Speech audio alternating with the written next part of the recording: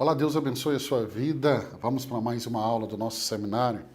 Hoje nós vamos falar sobre o sofrimento e a morte de Cristo. O propósito dessa aula é aprofundar a compreensão sobre a expiação, sobre a morte e o sofrimento de Jesus. Então, eu quero demonstrar aqui nessa aula que o sofrimento e a morte de Jesus foram necessárias para a nossa salvação. Vamos avaliar isso de forma teológica. Vamos começar. O sofrimento de Cristo, a obediência perfeita. A expiação de Cristo, ou seja, a morte de Cristo, ela não se restringe à cruz, mas a toda a vida de Jesus. Por isso que vimos na aula de ontem sobre a vida e o ministério de Jesus. Por quê? Porque a obra da expiação não é apenas a morte, não é apenas o momento do Calvário, mas toda a vida de Jesus, ok? Então, desde a sua encarnação até a sua morte. Então, desde a encarnação, sendo Deus, não se apegou na condição de Deus, se esvazia, até a morte. Por quê? Porque toda a vida, pastor, vamos lá. Cristo, ele vai suportar as tentações e os sofrimentos. Lembra da aula? Ele é 100% homem. O escritor de Hebreus, ele nos lembra que Jesus aprendeu a obediência por meio do que sofreu. Hebreus 5:8. Então, para que eu e você possamos olhar para a obra de Cristo e entender que ele veio como homem, ele sofreu como eu e você sofremos. E o próprio Jesus disse que nesse mundo nós teremos o quê? Tribulações. Então, Cristo vai enfrentar, vamos lá, rejeição dos líderes religiosos, Evangelho de João 1:11, a oposição constante e a perseguição, Marcos 3:6. Então, toda essa resistência demonstra que o sofrimento de Cristo começou muito antes da cruz. Muito antes da cruz. Na tradição reformada, esse sofrimento ele é chamado de obediência passiva, referindo-se ao seu sofrimento voluntário para expiar o pecado. E a obediência ativa significa que ele cumpriu perfeitamente a lei em nosso favor. Então, quando você pensar no sofrimento de Cristo, saiba que esse sofrimento é porque ele foi obediente. Obediente, ou seja, a obediência perfeita. Vamos falar da dor da cruz e a ira de Deus. A crucificação era o método mais brutal de execução no mundo romano. A morte através da cruz era o método mais brutal usado pelos romanos. E por que era brutal? A vítima sofria torturas extremas antes da morte. Incluía flagelação, desidratação, sufocamento progressivo. Por quê? Porque ele está na cruz e à medida que o peso do corpo, né, vai descendo na cruz, vai gerando esse sufocamento. Então, além do sofrimento físico, que é algo assim assustador, você pode ir no Google e buscar e você vai ver médicos falando da intensidade do sofrimento de Cristo. Então, além do sofrimento físico, Cristo suportou a ira de Deus no lugar dos pecadores. Então, além do sofrimento físico, tem a ira de Deus, que deveria vir sobre mim, sobre você, veio sobre Jesus. Tanto que ele vai clamar, Deus meu, por que me desamparaste? Mateus 27:46. Expressando a experiência de separação de Deus e do juízo divino caindo sobre ele. Então, o que nós temos ali na cruz? A substituição penal.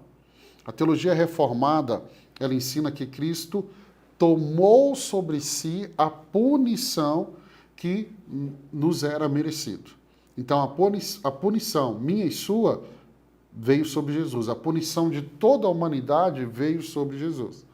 Por isso que lá no livro de Isaías, capítulo 53, verso 5, Isaías escreve assim: o castigo que nos traz a paz estava sobre ele, e pelas suas pisaduras, suas feridas, fomos curados. Então, ele se tornou o sacrifício perfeito que satisfez a justiça divina. Então, quando pensar na cruz, pensa nisso que eu estou te ensinando. Vamos pensar no significado teológico da morte de Cristo, ok? Então, a morte de Cristo não foi simplesmente um martírio, não. Mas ela foi um evento teológico e soteriológico essencial. Soteriologia, nós estamos falando de salvação. Quais são os aspectos que inclui ali na morte? Vamos lá. A morte como sacrifício.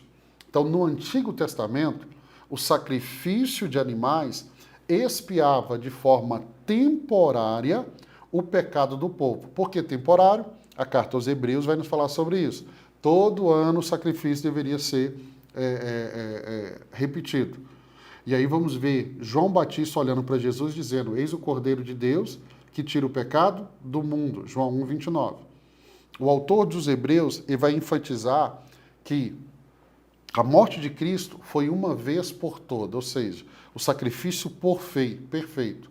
Então ele substituiu, o sacrifício de Cristo substituiu os sacrifícios contínuos do sistema levítico do Velho Testamento. Você vai ver isso lá na carta aos Hebreus, capítulo 9, verso 12 ao 14.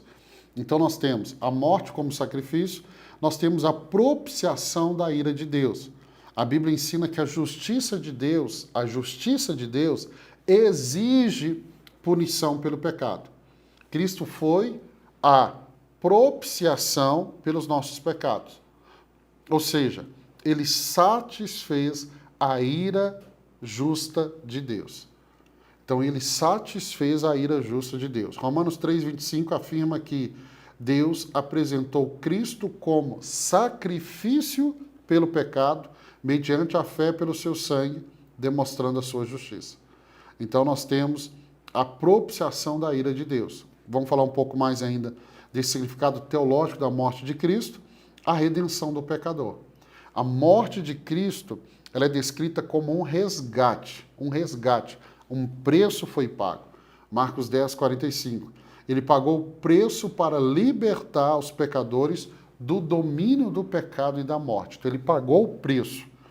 Então, a redenção, ela não é apenas uma libertação espiritual, mas também ela garante a adoção dos crentes como filhos de Deus.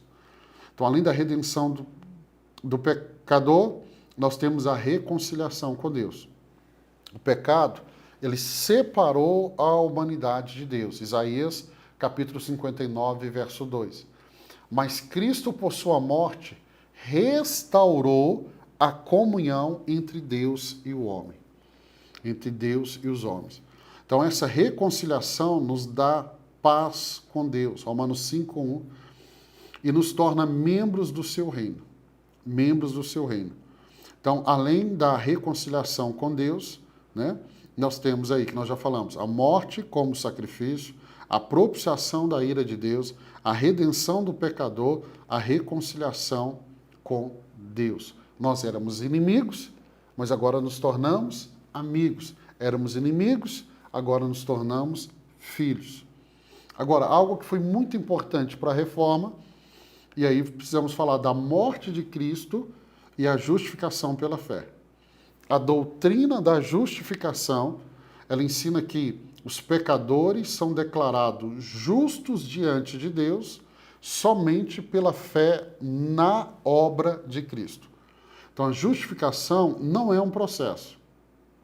A Igreja Católica Romana, ela ensina que a justificação é um processo, mas ela é um ato legal de Deus, no qual ele declara o crente, o cristão, justo com base na obra de Cristo. Então, ele declara você justo, não é porque você é justo, mas por causa da obra de Cristo. Martinho Lutero, ele vai destacar que somente a fé é a doutrina pela qual a igreja permanece ou cai. Então, é pela fé que eu sou justificado. A morte de Cristo também, ela é o cumprimento das profecias do Velho Testamento. A crucificação de Cristo, ela vai cumprir diversas profecias do Antigo Testamento. Demonstrando o quê? Que a redenção sempre esteve no plano eterno de Deus. Isaías 53, talvez seja o texto mais enfático, Salmo 22, vai prever detalhes da crucificação, incluindo a zombaria das multidões, a divisão das vestes de Cristo pelos soldados, a fala de Jesus enquanto estava na cruz. Okay? E aí vamos terminar falando do impacto da cruz para o cristão. Então, a morte de Cristo, ela exige uma resposta. Uma resposta minha e uma resposta sua. E essa resposta é o quê? É um chamado para o arrependimento. Atos 3,19. E uma vida de santidade. Então, eu me arrependo e agora eu vou viver essa vida bonita na presença de Deus. Então, eu sei da obra de Cristo. Só saber da obra de Cristo não muda nada para você. Mas a resposta que você vai dar a essa obra. Então, o que a cruz nos ensina? Nos ensina humildade, nos ensina serviço. Cristo, ele se entregou por nós. Então, devemos viver em amor sacrificial pelos outros. Efésios 5:2. Então, a expiação de Cristo, que ela nos assegura que não há mais condenação. Romanos 8:1.